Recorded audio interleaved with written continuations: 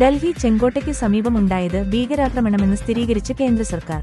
പ്രധാനമന്ത്രി നരേന്ദ്രമോദിയുടെ അധ്യക്ഷതയിൽ ചേർന്ന കേന്ദ്ര മന്ത്രിസഭായോഗം സംഭവത്തെ അപലപിച്ച് പ്രമേയം പാസാക്കി. ഭീകരവാദത്തെ വെച്ചുപൊറുപ്പിക്കില്ലെന്നും പ്രമേയത്തിൽ പറയുന്നു. സുരക്ഷാ കാര്യങ്ങൾക്കുള്ള കേന്ദ്ര മന്ത്രിസഭാ സമിതി അന്വേഷണ പുരോഗതി വിലയിരുത്തി. ശബരിമല സ്വർണ്ണക്കൊള്ളയുമായി ബന്ധപ്പെട്ട് വലിയ രീതിയിലുള്ള പ്രക്ഷോഭത്തിലേക്ക് പോകാൻ UDF. ഇന്ന് നടന്ന രാഷ്ട്രീയകാര്യ സമിതി യോഗത്തിലാണ് തീരുമാനം. തദ്ദേശ തിരഞ്ഞെടുപ്പ് മുന്നിൽ കണ്ടുകൊണ്ടാണ് ഈ തീരുമാനം. വിശ്വാസികളെ വഞ്ചിച്ച വിഷയത്തിൽ തുടർ സമരങ്ങൾ ആവിഷ്കരിക്കും. BJP നിലപാടും തുറന്നുകാട്ടാൻ യോഗത്തിൽ തീരുമാനമായി. CPI-എമ്മുമായുള്ള ധാരണയാണ് BJPയെ സമരത്തിൽ നിന്ന് പിറകോട്ട് വലിക്കുന്നത് എന്നത് പ്രചരണ വിഷയമാക്കിയാകും തുടർ പ്രക്ഷോഭങ്ങൾ കോൺഗ്രസ് നടത്തുക.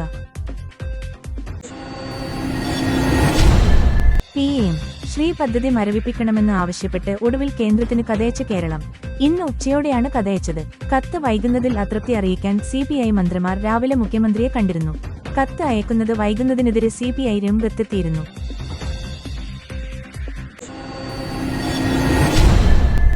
PM-A സലാമിന്റെ ഡിവിഷനിൽ ലീഗിന് വിമത സ്ഥാനാർത്ഥി. തിരൂരങ്ങാടി നഗരസഭ 25-ാം ഡിവിഷനിൽ ലീഗ് വിമത സ്ഥാനാർത്ഥി. നിലവിലെ 24-ാം ഡിവിഷൻ അംഗവും നഗരസഭ ഉപാധ്യക്ഷയുമായ സുലൈഖ കാലുടിയാണ് മത്സരിക്കുന്നത്.